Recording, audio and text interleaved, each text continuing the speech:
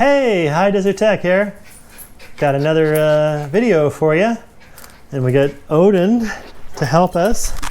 Here he is. He's biting my whole hand off. And here's Freya. Hey, Freya. There you go. I don't know if you saw her. She's really short. All right. So today we're going to talk to you about this product. It's the SN750.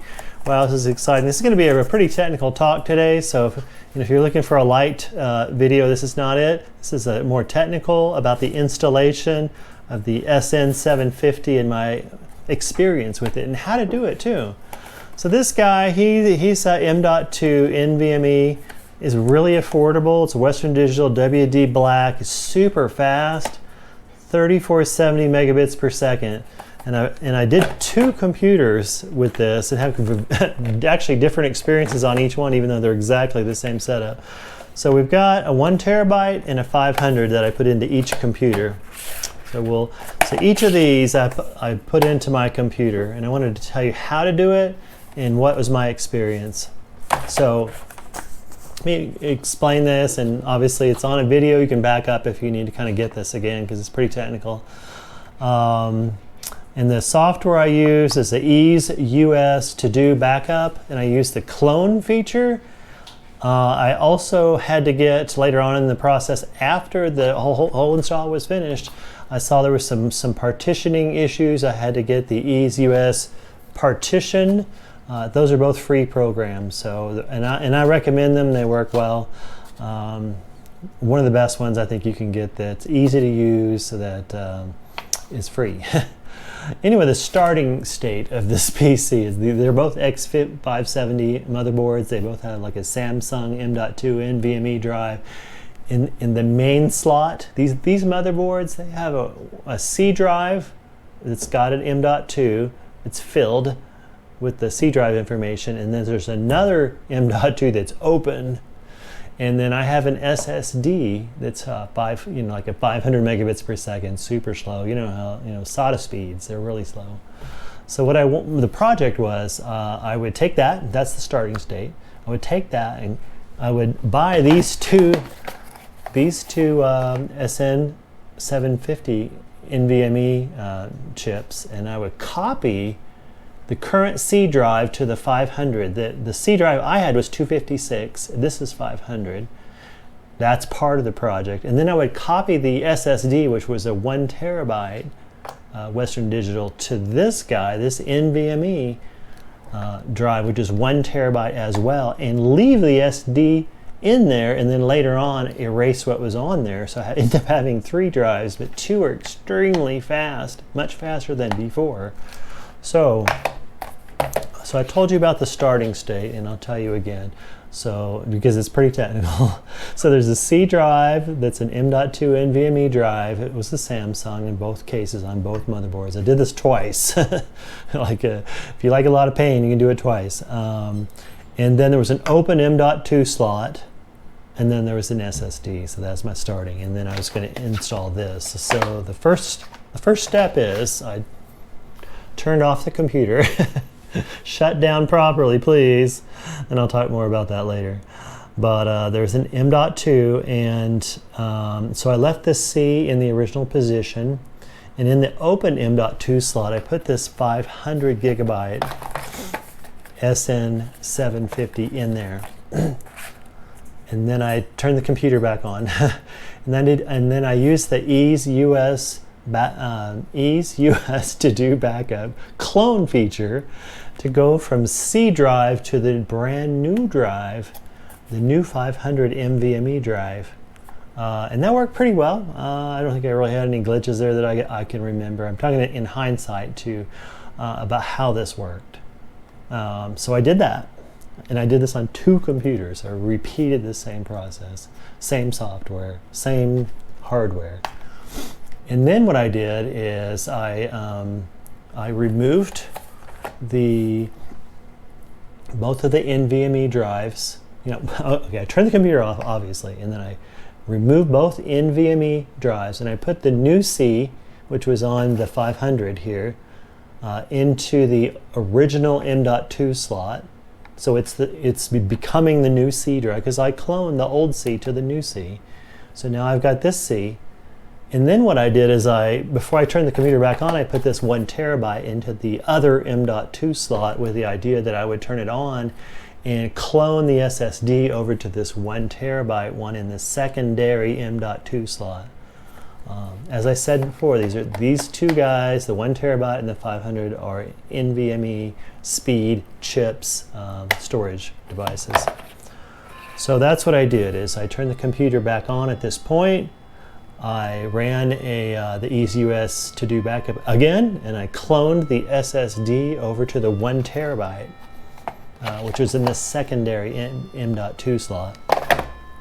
So I can get my notes together. It's pretty complicated, isn't it? Not for the faint of heart, but if you know what you're doing, you can accomplish this. So then, what did I do there? Okay, then I turned off the computer after cloning the SSD to the new M.2 1 terabyte. Turn off the computer. And at this point, I was already in shape. Actually, let me think about that. Actually, you don't necessarily have to turn off the computer at that point, because what you have at that point is the C drive's in the right spot, and it's the new drive, the 500, and then the SSD has been copied over to the secondary M.2 drive, and then you still have a copy. At this stage, you still have a copy on the SSD of the old, what I would call D drive.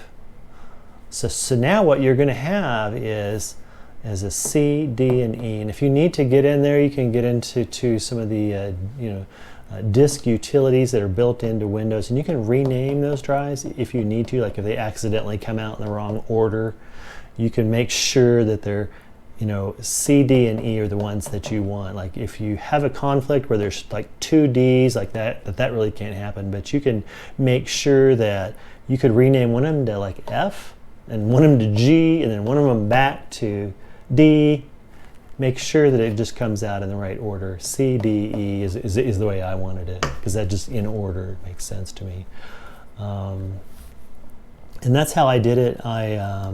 So there's 2 clones, one from doing the C drive on the 500, then there was another clone from the SSD to the 1000, that's the 1 terabyte. So that was it. It took me many more hours than what it sounds like here. There were some glitches, and I'll just tell you about that right now before we wrap up the video.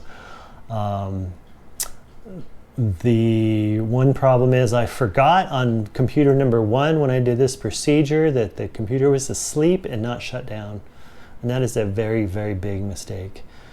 So what happened was, on the first computer, it was sleeping, and I pulled the power and I pulled the old chips out, and I corrupted Windows, and I spent several hours trying to rebuild it, and I could never get it to get rebuilt. I just tried 10 things. I tried DISM, I tried a new image. Well, I didn't try the new image, but I tried to just apply some fixes to it, and it never would boot up right. It was just driving me crazy. Eventually what I had to do is get out my old Windows chip off the shelf that I originally installed Windows with, and I had to use that chip to completely build a new version of Windows on the 500 gigabyte C drive NVMe from scratch. I had to rebuild everything from scratch on there. Very painful. Don't do this. So when you shut down your computer for these things, make sure they're really shut down and they're not just asleep. That's the main thing. And then on the other computer, so that one, the C was very clean because I did a clean install. Obviously very painful. I had to reinstall all the software. Any files were gone. I originally ended up having to get you can buy an external on Amazon, about $50. You can buy an external NVMe reader. I originally tried to go back and get some of those files that I thought I had lost. I was able to recover those and copy them back to the clean install of C. So that worked. And then on the other computer, I did have a few partitioning issues. Like if you looked at how C was partitioned out as a result, there was some different pieces out there that were just sitting out there. It wasn't a clean partition. And then I had to install the ease to do partition. I think it's called Partition Master. and use that to, you can have it combine or merge partitions. I had to fix some partition issues there. Anyway, like I said, this is a, I don't know if it's a great, you know, project, but it's a good one if you know what you're doing. And I just wanted to give you my experience and a few caveats there, a little bit more technical video than normal. As far as recommendations, I do highly recommend this memory. It's very affordable and very extremely fast. It is a huge pain to install it. I will admit, it's not for your average person, but if you know what you're doing, you can do this. I did get it done, and I'm still alive. So that's all I've got on this video. The desert is calling, and I must go.